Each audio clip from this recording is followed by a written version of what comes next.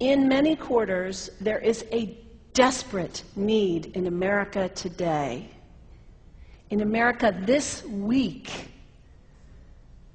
for a healthy dose of religious humility. There are too many people getting too much face time on television who claim exalted status for Christianity and who are demeaning other faith traditions, particularly that of Islam.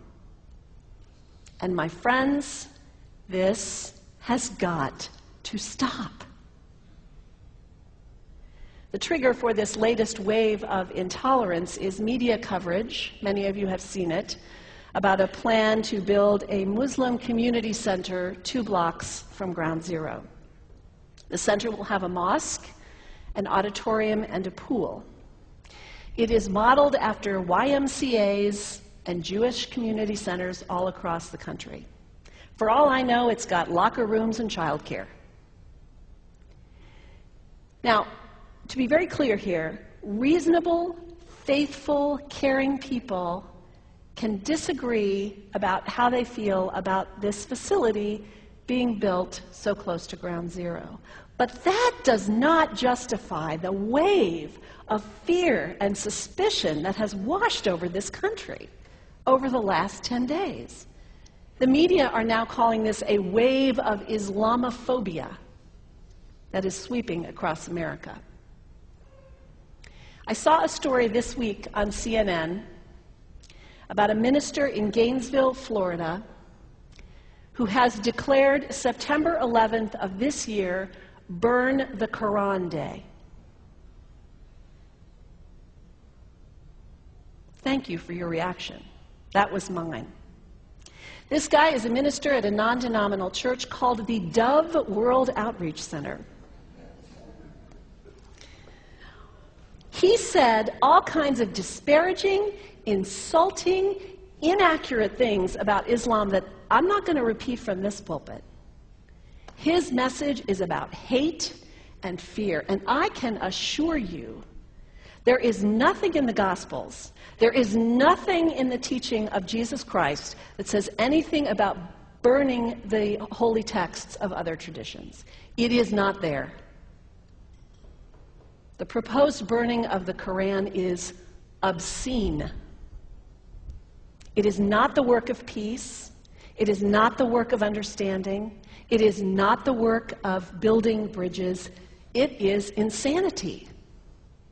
Now, the good news is there are a lot of groups, a lot of churches, even the National Association of Evangelicals, who are condemning this action and urging the church to cancel their event. A conversation about God demands grace and openness, a willingness to learn, to have our own ideas challenged, our convictions questioned. These are the hallmarks of humility. When I was in seminary, I read from someone whose name is lost to me now, when you speak of God, your voice should shake a little. You know, Jesus had no time for religious know-it-alls. He saved some of his harshest criticism for church leaders, for the Pharisees, the religious leaders who were so certain about who was out and who was in, who was holy and unholy, clean and unclean. Jesus was forever taking all this religious certainty and turning it on its head. And we can only imagine what Jesus would have said about Pastor Terry Jones and his Burn the Quran campaign. I think he would say, this has got to stop. Followers of Islam believe that the Quran is a collection of revelations received by the Prophet Muhammad from God about 1,400 years ago. They believe that Muhammad was the last of a series of prophets and teachers and messengers that included Adam, Moses, Jesus, Abraham, all names revered by us as well. The word Islam means peaceful surrender to the will of God. The Quran was written at a time when the Muslim people were being driven from their homes, persecuted, and killed. The Old Testament was written at a time when Jewish people were being driven from their homes, persecuted, and killed. And religious scholars will tell you that most holy scriptures have stories of war and violence in them. Throughout history, most faiths have used these texts to justify violence. And if there's anyone in this room at this moment who's thinking that I've got it wrong, after church today, pull out your Bible and look up Psalm 137. And you'll see that our own text has passages that can make us uncomfortable. But also, like the Bible, the predominant message of the Quran is of peace and care and loving God, justice, care for the neighbor, care for the stranger. In the Bible, we have thou shalt not kill. In the Quran, we have whoever kills another, surely he is killing all of humanity.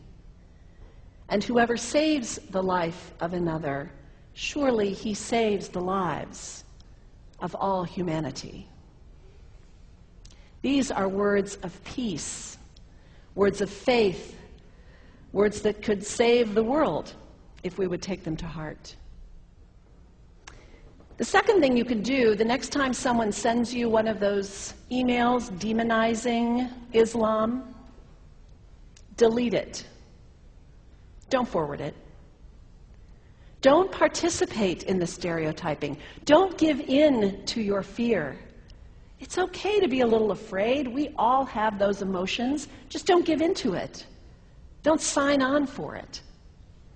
Don't focus on this tiny group of extremists who commit acts of violence. Focus on the hundreds of millions of Muslim people in the world who are people of faith, whose priorities and concerns and families are not so different from your own. And third, when you think of Muslim people, think of individuals. Think of the professor at Ohio State. Think of the engineer at Honda. Think of the teacher at the elementary school down the street. When you think of Muslim people, remember those who died on 9/11, not the hijackers. There was only a handful of them. Remember Mohammed Sunhami Hamandi. He was born in Pakistan. He came to the United States as a small child with his parents. He played high school football. He went to college. He became a part-time ambulance driver.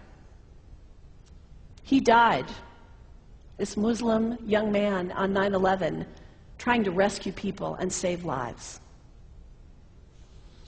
When you think of Muslim people, remember Mohammed Salahuddin Cloudhurry. He was a waiter at Windows on the World, which was at the top of the World Trade Center. He died that day. His wife had their baby 2 days later. When you think of Muslim people, remember Rama Salih. She was a woman, 28 years old. Her neighbors described her as fun and outgoing and generous. And she died on American Airlines Flight 11, 7 months pregnant with her first child. Remember the founder of the Islamic Circle of North America, who worked in the World Trade Center and also died on September 11th. That same group now is giving away tens of thousands of copies of the Quran in response to the campaign about burning the Quran. In the language of their own tradition, they are spreading words of faith and peace and hope. One of the ladies at the 8:30 service this morning said to me after, maybe we should declare September 11th, buy a Quran and read some of it. It is for us to share our message of love and hope and peace, but let us do it with grace and respect, and above all, humility. God grant us, as individuals, as a nation, as Christians, the humility for this work.